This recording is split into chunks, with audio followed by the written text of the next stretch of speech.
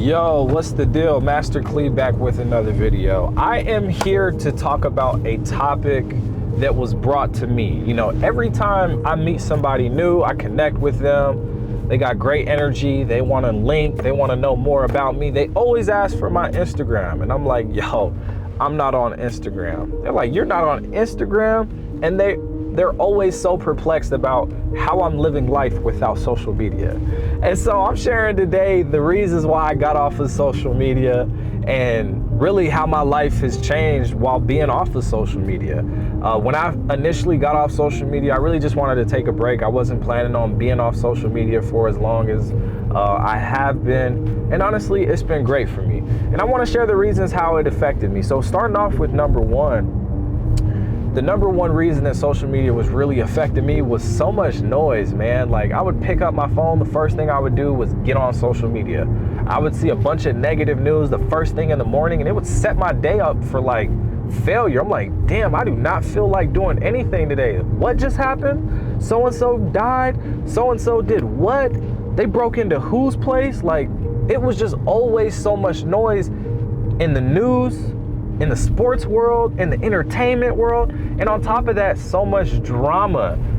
I saw a statistic that said that somebody born in today's world, within the first 10 years of their life, will have consumed more information than somebody born in the 1900s would have consumed in their whole entire life. That is a really interesting statistic, and it makes sense because we have access to so much information. But the problem is a lot of the information we consume is absolute garbage and just nonsense and doesn't bring any value to our life. So that was one of the main reasons that I wanted to take a break off social media. Was way too much noise. Another reason was I was falling into the trap of comparison. Yes, comparison is the thief of joy. To give some context into when I first got on social media, I come from the era of MySpace, right? We pretty much trailblazed social media. We were there for the conception of social media. We were there for the conception of Facebook. We were there for the conception of Twitter. I was on Vine, which was probably way better than TikTok, right? And so when you're on social media for that long, it starts to become really, really important. And not only that, you start to place value of yourself based on your social media. So not only do you compare yourself to others on social media, you also compare your value to somebody else based on your own profile, based on your own social media. And that could be really dangerous because your value is not virtual. Your value is your value, and it is a unique value. You are so valuable whether you have 100 followers or you have 1,000 followers, whether you get 100 likes or you get 1,000 likes. That value is superficial and it shouldn't matter. But when you grow up in the social media era, it becomes so important. When everybody at school is talking about so-and-so's picture, when everybody in school is talking about so-and-so's vacation, when you're seeing how everybody is reacting to this person's post, like, it starts to become real important. And that was a trap that I was falling into. I had to evaluate, like, why do I care so much? Is it because everybody around me cares? I had to ask myself, why do I care that I'm not where this person is and I'm in a great position in my life? Like, I remember I was following like the number one recruit in the nation at the time, and he was getting offered, and he was posting offer after offer after offer. And I'm like, damn, nobody's even called me. I don't even have an email. I don't even have a mail from anybody, right? Like, I don't have interest from any school. This dude got 25 offers, and I started comparing my chapter 1 to somebody else's chapter 20. I'm like, damn, like, that just made me feel depressed. Like, how many times do people start to feel like that based on their own worth? And it's like, that's not even a fair measurement. So that was the trap that I was falling into in social media. And I had to realize that, yes, comparison is a thief of joy. The third one that I would say is a really big one, and one that's not talked about enough, is I was falling into temptation. I was falling into lust. I was lusting so much on social media. How many times do we go on a person's page and we see that they're following a bunch of half-naked people, right? And they're just interacting with all of this stuff. Like, they're probably falling into lust. So for me, I got introduced to explicit websites at a really young age. I'm talking 7 or 8 years old. Psychologically, men are more vulnerable to the visual, which means we get more aroused by things that we see versus women who get more aroused by things that they may hear or feel, like emotionally or intimately. So for me, when I would get on social media, it would start to trigger me to want to get on these other explicit websites so that essentially I could get a nut off. And like, this was not okay. And I started realizing that this was the cycle. I would get on Instagram, I would see something that would trigger me.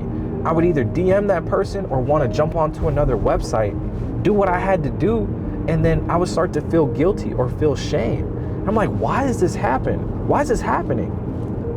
This was the hamster wheel that I was falling into. And I absolutely hated it. And I hated myself for it because I didn't understand why it was happening. I didn't understand what was going on. I did not have the mental fortitude or the knowledge to control my lust at the time. So I had to get off of social media so that I could control my lust.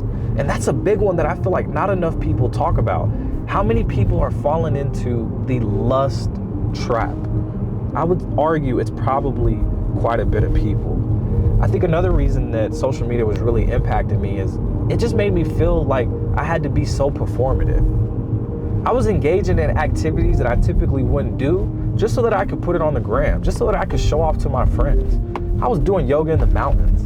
I was going to art museums. I was just doing things just to make my life more enticing because 1, I was comparing myself to others. For 2, I was lusting after people. I wanted people to lust after me. And then for 3, I just wanted to gain the approval of others. And when you're looking for validation, that's a well that will always run you dry. Like, when you're looking for validation for others, it will never come, because the only thing that's going to change is the person. It's going to be a new person that comes that you want to seek validation from. It's going to be a new person's approval that you want from.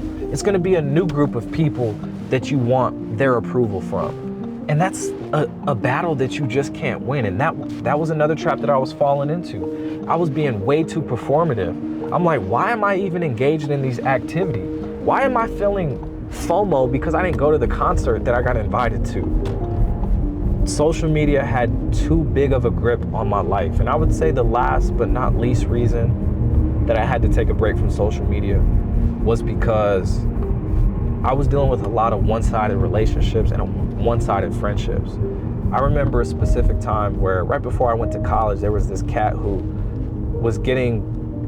said he got offered from a school that I really wanted to go to. And he would always post training videos. He would always post workout videos. I'm like, damn, we might be aligned. Like, I want to link up with bro. And so I'd message bro. He would always show love. I would always show love. And then one day I was like, yo, we should link up to get a training in. He's like, all right, bet. And so we link up and we start training, and I bring a coach to kind of guide us through the training.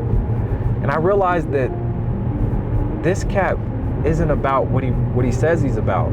He's not really training how he's posting that he's training. A lot of it started to be for show.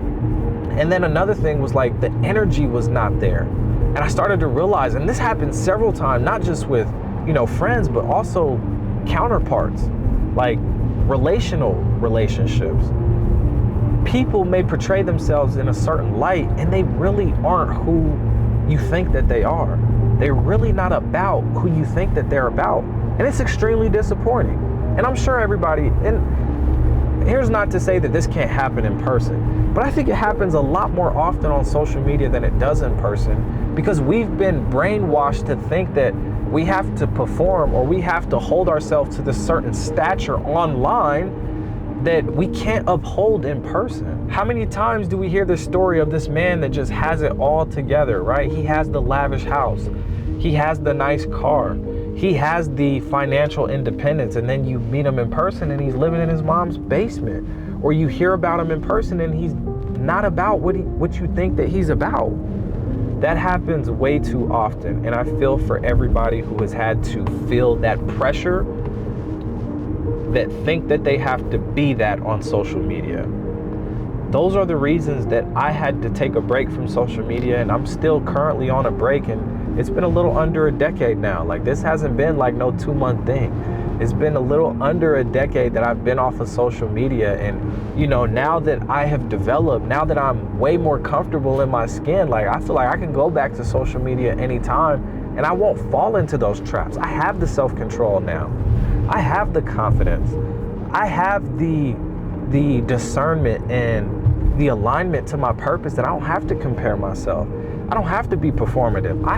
My life is my life. Some people may think it's boring. Some people may think that it's fun. Either way, I don't care what people think. You know what I'm saying? It is what it is. So for me, I think social media is a great way, a great tool, but it could also be very challenging if you don't use it the right way. So I just seen my dad, man. It just made me smile, man. My dad was pulling in the same time I'm pulling in. I'm just going to say what's up. So the one question that I want to leave you guys with is, are you using social media, or is social media using you? I want you to think about that and drop how you use social media, some best practices, and if you've fallen into any of these traps in the past either. All right? I will talk to y'all later. I will see y'all on the next one. Appreciate you being here. I'm out.